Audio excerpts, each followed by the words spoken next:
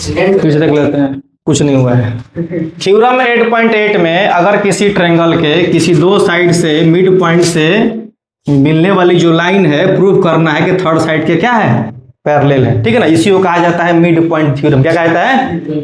इसमें हम लोग गिवन लिख लेते हैं। तो गिवन में क्या दिया है, एबीसी एक ट्रायंगल है जिसमें डी और ई क्या है, मिड पॉइंट है। साइड किस पर, एबी और एसी पर। और इसको लिख सकते हैं कि एडी बीडी के बराबर है और एई ईसी के बराबर है। टू प्रूव करना है कि डी बीसी के पैरेलल है, और इसी केस में हमको प्रूव करना होता है कि डी जो है बीसी का क्या है, आधा है।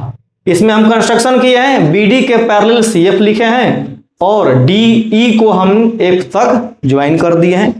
अब हमें क्या करना है, डी बीसी के पैरेलल दिखाना है। इस केस में अगर हम डी एफ सी बी को पैरेललोग्राम दिखा दें तो क्या डी एफ बीसी के पैरेलल हो जाएगा? जब डी एफ बीसी के पैरेलल होगा तो इसी डी एफ का पार्ट डी है ना, तो डी बीसी के पैरेलल हो जाएगा और प्रूफ हो जाएगा।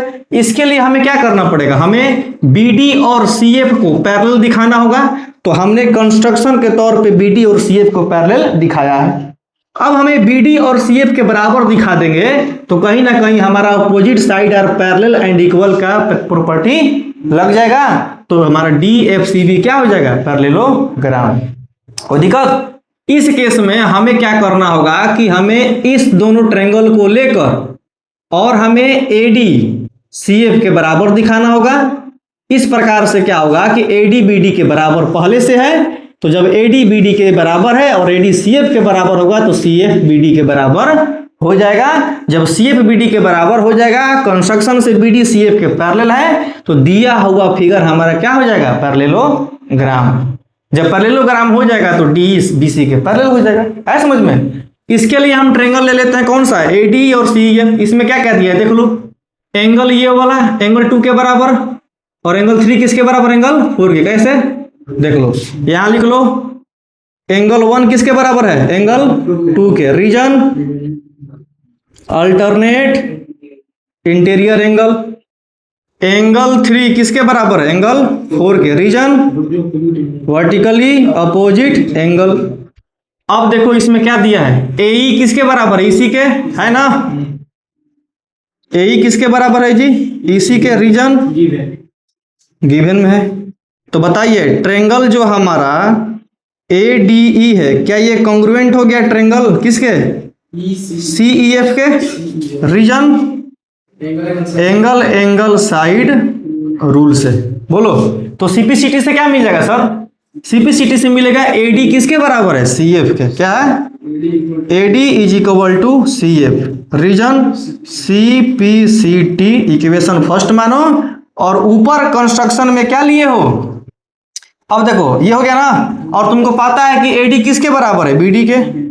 एडी किसके बराबर है, बीडी के। Reason given. इक्वेशन क्या मान लो, सेकंड। दोनों इक्वेशन को कंपेयर करोगे तो क्या हो जाएगा, सीएफ बीडी के बराबर आ जाएगा। तो यहां लिखोगे क्या चीज, हाँ, comparing equation first and equation second. तो क्या हो जाएगा, BD is equal to CF, equation number third. और आपको पता है कि बीडी सीएफ के पैरेलल भी है ना। बीडी किसके पैरेलल है, सीएफ के। रीजन कंस्ट्रक्शन से इक्वेशन 4। तो from equation third and fourth लिखोगे यहां पर, from equation third and equation 4 BD CF के पैरेलल, बीडी सीएफ के equal, opposite side are parallel ही होगा ना, बीडी सीएफ के parallel, opposite side are parallel equal. क्या देता है, ये दे देगा D F C B is what, parallelogram. कोई दिक्कत?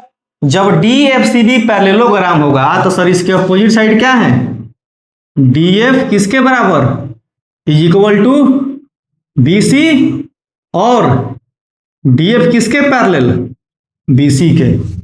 जब डी एफ बी सी के पैरेलल होगा तो क्या डी एफ का दिया हुआ पार्ट डी इसके पैरेलल नहीं हो जाएगा। तो लिख दो यहां पर डी किसके पैरेलल, बी सी के। कोई दिक्कत? बोलो, हो गया ना। अब आते हैं डी को बी सी के बराबर दिखाना है। एंड आपको पता है क्या चीज, डीएफ किसके इक्वल है, बीसी के। कहां से बोलो, प्रूव्ड एबव ना। जब डीएफ बीसी के पैरेलल होगा तो डीएफ के बराबर क्या होगा बोलो, डी प्लस ईएफ ना, है D plus EF is equal to BC होगा। और डी और ईएफ आपस में इक्वल है ना, तो क्या लिख दोगे यहां पर, D plus D is equal to BC. तो ट्वाइस डी बराबर क्या होगा, बीसी। तो डी बराबर क्या हो जाएगा, 1/2 बीसी। ये हो गया प्रूफ। समझ गए, यही है मिड पॉइंट थ्योरम, ज्यादा हार्ड नहीं है, ठीक है ना। डी ई एफ इक्वल है